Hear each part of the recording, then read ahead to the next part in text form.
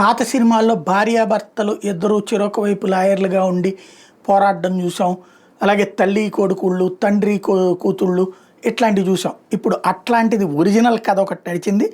రక్త సంబంధానికి వృత్తిపరమైన నిబద్ధతకి మధ్య తలెత్తిన సంఘర్షణలో వృత్తి వైపు మొగ్గు చూపినటువంటి అమ్మాయికి సంబంధించిన విజయం ఇది. ఉత్తరప్రదేశ్లో అలహాబాద్ హైకోర్టు వేదికగా జరిగింది ఇది. 2023 జనవరి 13 ఫిలిబిత్ చెందిన ఓ బాలిక రైల్లో వెళ్తుంటే లైంగికంగా వేధించాడన్న ఆరోపణలతో పోలీస్ కానిస్టేబుల్ తొఫిక్ అహ్మద్ మీద ఫోక్సో కేసు నమోదు. దీంతో అప్పుడు బరేలీ రేంజ్ ఐజీ రాకేష్ సింగ్ ప్రస్తుతం రిటైర్ అయిపోయారు. అతని సర్వీస్ నుండి తొలగించి ఇదే కేసులో జైలుకు కూడా పంపారు. ఈ నిర్ణయాన్ని అహ్మద్ హైకోర్టులో సవాల్ చేశారు.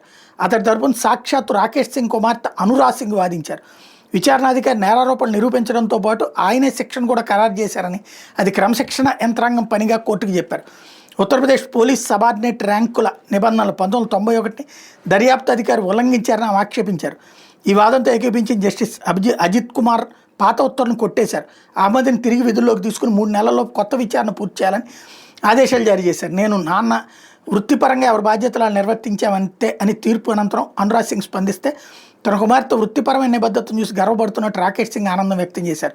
తన తరపున వాదించిన న్యాయవాది ఐజీ కుమార్తెను చివరిదాకా తెలియదని అహ్మద్ చెప్పడం ఇందులో కోసమేరు. కాకపోతే అక్కడ అసలు విషయం ఏంటంటే, ఆ కానిస్టేబుల్ వెళ్ళి ఆ తండ్రిని రిక్వెస్ట్ చేస్తే తన కూతురు చేత వాదింపజేసి అందులో ఓ రకంగా తన వాదనలు వినిపించకుండా డౌన్ ప్లే చేసి అతన్ని రక్షించే ప్రయత్నం చేశారు ఆ కూతురు ద్వారా అన్నటువంటిది అక్కడ వినబడుతున్న మాట.